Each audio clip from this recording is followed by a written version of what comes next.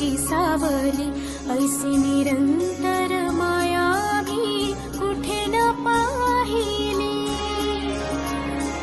आनंदाचे दान दे, संकटात धाव घे, सारी सुमने श्वासांची स्वामी चरणी वाहिली. कारण हा सगुण साकार, सदा हा शेती धावून ये, अभरम